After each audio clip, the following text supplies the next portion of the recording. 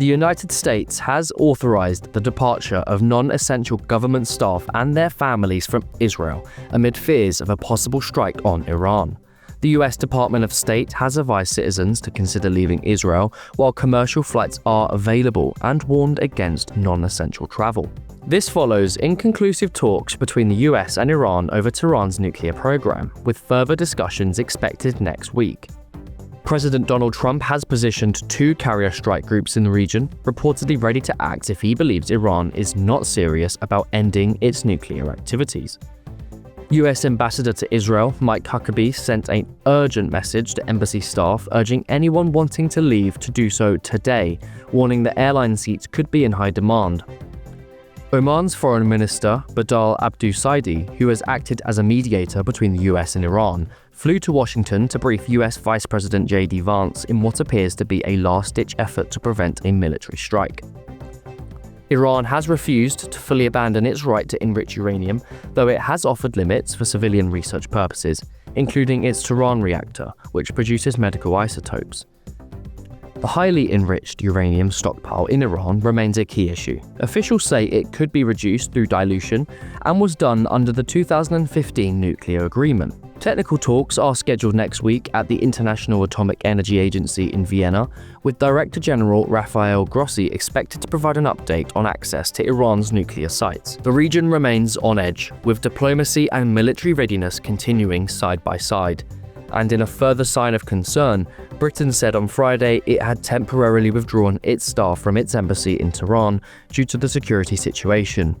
A development now being discussed across GB News. The British government has temporarily withdrawn its staff from Iran due to the security situation. Let's get more with our national reporter, Charlie Peters. Now, Charlie, what more can you tell us? Well, this comes a few hours after the US Embassy, also in Jerusalem, said that its non-essential staff can leave Israel amid the possibility of a strike on Iran. And of course, the natural reaction that would inspire. We have seen in the 12-day war that occurred last year, very specific and choreographed responses from Iran. But amid this significant, or very significant, military build-up by the United States in the region, it's highly likely that any response would go beyond that demonstrated, choreographed, easily shot down military response that Iran provided last year. So this is a step from the British government to protect its staff in Iran.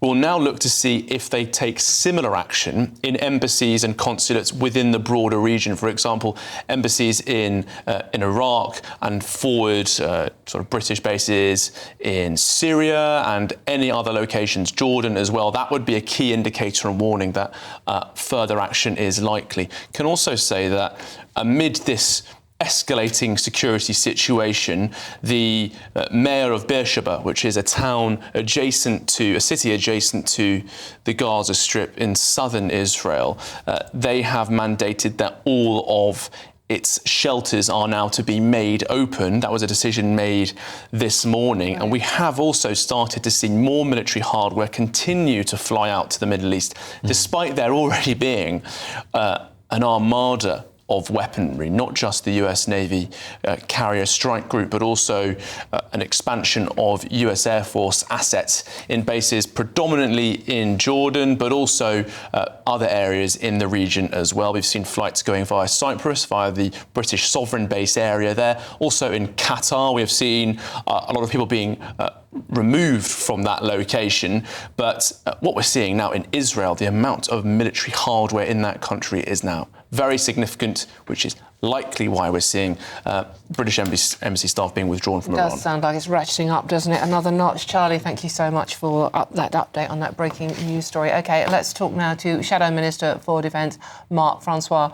Mark, this sounds like it has ratcheted up, as we just said again. Do you have any more information for us on this story? I'm afraid that I don't. I wouldn't want to pretend that I know things that I don't know. I think what is in the public domain is that the United States now has very serious military assets in the region, including 2 fully fledged carrier battle groups. They've moved bomber aircraft, they've moved tankers and all the enablers as they're known. So it's probably true to say that they have the assets in the theatre to enable them to strike Iran were President Trump eventually to decide to do so. It can sometimes take several weeks to assemble all the ships and aircraft that you would need. Well, it looks as if they have been assembled, and we shall now have to see what evolves over the weekend. And Mark, what is the UK's contribution to this? We know the embassy has been temporarily closed, but it was again last month. I mean, what do we have in the area? Do we have any military in the area? Well, the government, the British government, have announced some days ago that we had sent more aircraft to RAF Akrotiri in Cyprus, which is our main base in that part of the region.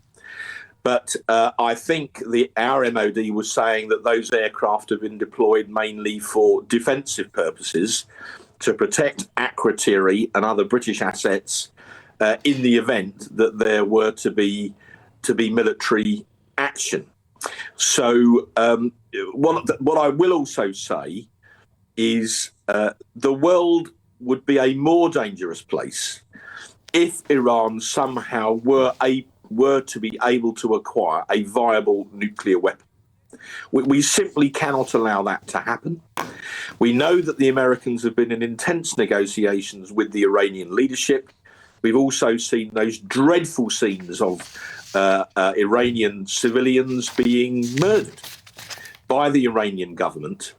So let us see whether or not these negotiations, the American-led negotiations, are successful in ending Iran's nuclear program. But it's obviously a tense situation, and we should just have to wait and see what happens over the weekend. And Mark, of course, President Trump has also briefly laid out his case for a possible attack on Iran and saying that they should not have nuclear weapons. But Mark, because the situation could potentially be so dangerous, should Britain get involved directly in any offensive?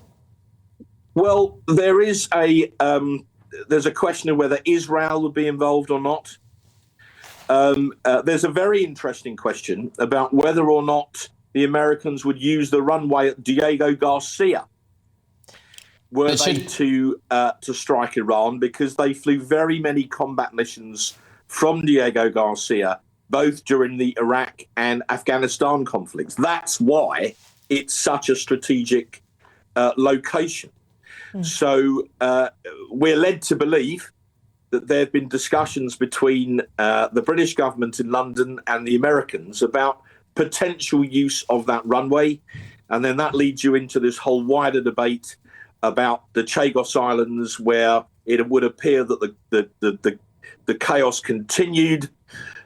We saw in Parliament just yesterday a Foreign Office minister saying that on Wednesday, that the negotiations had been paused, and then Number 10 basically in the Foreign Office saying almost within the hour that their own minister had misspoken, and the negotiations regarding the Chagos Islands had not been paused because the Americans have a veto on that deal.